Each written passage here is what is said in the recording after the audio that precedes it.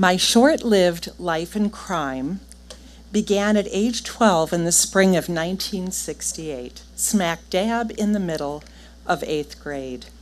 The ringleader was the new girl in my south side of Milwaukee junior high school geography class, Krystal.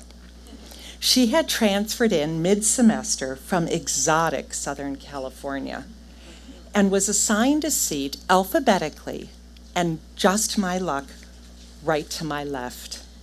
Krystal looked to me like she had walked right out of the pages of Tiger Beat magazine. She was super cute, blonde, really stylish, and something of utmost desirability, normal height. A few years back, I had experienced a growth spurt so intense, it left me at 6'1" in 5th grade. Yeah. Heck, I was the tallest kid in my class. I was the tallest person in the school, taller even than Gus the janitor. I was the youngest kid in my 8th grade, and I dreamt of being normal, as I was sure that was the portal to acceptance.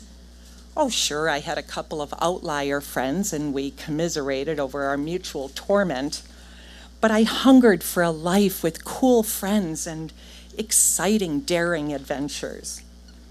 While I dreamt, I anesthetized myself with A&W hamburgers and root beer floats until I found myself in the chubby girls section of the mall. I couldn't help but keep glancing at Krystal. Often when she caught me doing so, she'd smile. Few smiled at me other than teachers unless they were laughing at me.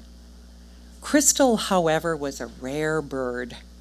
Rumor has it she was super naughty, a rebel, and lived life way outside the rules.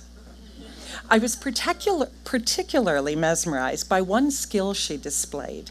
When our geography teacher, Mr. B, turned to write on the blackboard, Krystal, as if waving to a friend, would slowly raise her hand above her shoulder with her middle finger extended. The class roared. Mr. B, wondering what was causing the commotion, would quickly turn back to the class. A millisecond before his eyes met ours, Krystal would yank her hand down and smile. Her timing was impeccable. Needless to say, it made her wildly popular and gave her about as much 8th grade street cred as one could muster. Even though I felt really bad for Mr. B, my favorite teacher and my protector, I craved Krystal's approval more and found myself laughing at him right along with my classmates. Not long after her arrival, Krystal told me she wanted to be my friend. I was over the moon. She knew little of my supreme dorkdom. I was that kid, for real. I was that kid who always had my hand up when the teacher asked a question. She hadn't had time to learn that I was the school's #1 object of bullying, teasing, torment, an unpopular outcast. To my great joy, we became friends. For the next few weeks, I made a point of offering Krystal my test papers and giving her the answers to quizzes and finger-tapping code, and doing all I could to be deemed worthy. In mob vernacular, I desperately wanted to be made. And then, like a mafia-style loyalty reward, Krystal invited me to hang out with her after school. What were we going to do? Were we going to do homework together? Maybe go see a show? Watch Gilligan's Island and eat Fritos? No, not exactly. Krystal informed me that we were going to go shoplifting. Holy crap! I felt really icky and really excited at the same time. You would have thought I'd said, heck no, Krystal, no way. I wasn't raised like that. We can't be doing that. Shoplifting flew in the face of all I had learned as a Lutheran, rule-abiding good girl. My life up to this point leaned much more toward being a quiz bowl champ than a criminal. But I didn't say no. Of course I didn't, because a big part of me was thrilled. I was about to take my first walk on the wild side. You'd have thought that she had instead asked me if I wanted to fly with her to Disneyland with a pocket full of e-ride tickets and a gigantic bag of Twizzlers. This meant I had a cool friend. Count me in. Krystal set the date of the crime for later that week. When the fateful day came around, I told my mom a carefully rehearsed lie. I have late clarinet practice. We took the city bus downtown to Woolworths. The entire ride, I felt unsettled, being somewhere I wasn't supposed to be, doing something I definitely wasn't supposed to be doing. But whenever I felt pangs of guilt and nervousness, all I had to do was look at Krystal, and those feelings disappeared.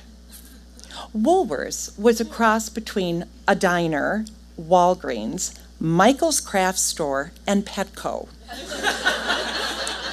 You could buy paint-by-number kits, yarn, batteries, live gerbils, and at the lunch counter, a ham sandwich and a malted milk.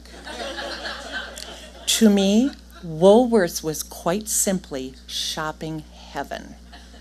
Before we entered the store, Krystal said we'd spend 15 minutes boosting, her term for shoplifting. Though I'd never heard that word, of course I nodded casually, trying to look cool. I gathered up my courage and strolled in the store nervously, with my heart thumping in my ears. I eased my way past the waist-high makeup bins, casually scanning labels, as if I was a customer deciding between the various shades of white lipstick to buy. Even though it was crazy popular at the time, my mom still didn't allow me to wear it. So nope, my mom's voice rang in my ear. None of that. Then past the shelf of dolls. Plastic Barbie-ish dolls dressed in plastic costumes with plastic hair encased in plastic bell cases? Nah. Nothing I found made my heart leap enough to make possible jail time and familial shame worth it. Then there it was, a revolving rack of classic paperback books. Little Women, Treasure Island, War and Peace kind of books. The kind my classmates hated. Books were my friends when no one else would have me. I thought, now we're talking. As I spun the rack, my breath caught in my throat. I glanced from side to side, up and down, quickly scanning the titles. Then I found it, the one. When I was sure the coast was clear, I took it ever so stealthily off the rack. I unzipped my windbreaker, lifted my sweater, unbuttoned my culottes, and down into my panty girdle it went. My mom had recently introduced me to this new feminine torture device, the girdle, and I found it remarkably useful for the task at hand. Just like that, I had gone to the dark side. I walked out of the store as naturally as I could, praying along the way that the book would not jiggle its way down through my girdle and out the leg of my culottes. Once outside, I saw Krystal sitting on the bus stop bench. I walked over and sat beside her. It was time for the big reveal. I shivered with excitement. Krystal opened her bag and displayed her take. I was awed. She had relieved Woolworths of an impressive assortment of CoverGirl lipsticks, and of course she took the white lipstick I coveted. compacts, eyeliners, and liquid makeup. Then came my turn to show and tell. When I was certain no one was looking, I undid my culottes, reached down into my girdle, and proudly pulled out a copy of The Hunchback of Notre Dame.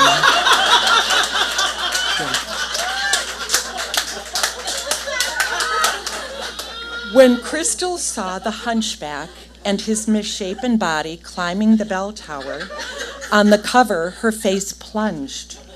She quickly glanced at my waist, hoping that something else would appear from down there.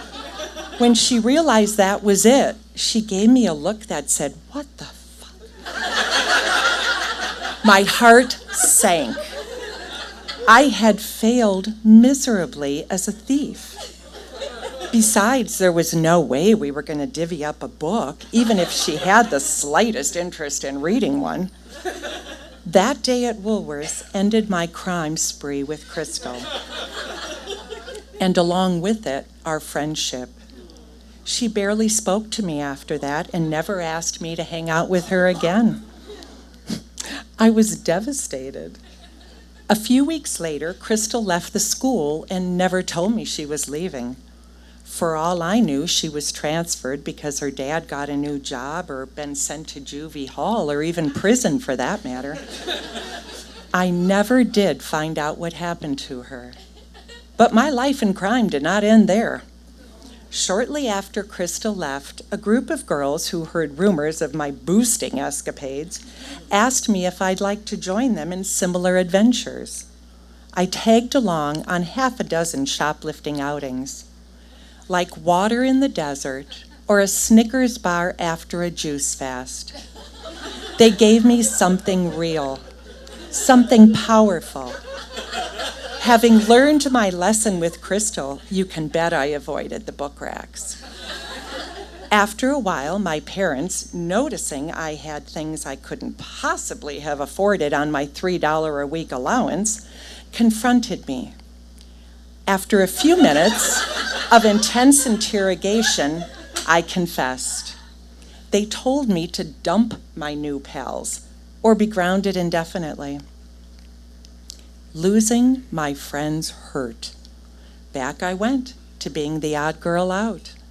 I'd had a taste of what it felt like to be included, to be on the inside instead of on the outside with my greasy nose on the glass looking in.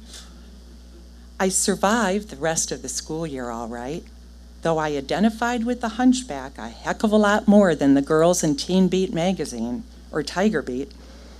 Over the next few months, feeling no pressure to impress the gang, I lost all interest in shoplifting and returned to the honest good girl I was before I met Krystal. Over the summer, the pain of being an outcast had begun to fade.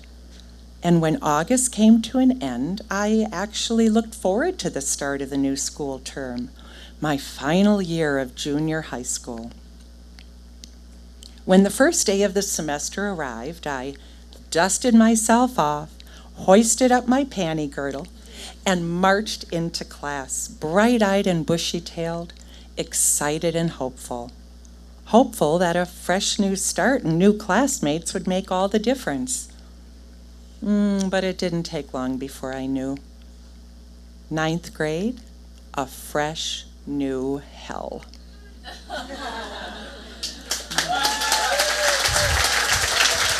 Lynn Cooper!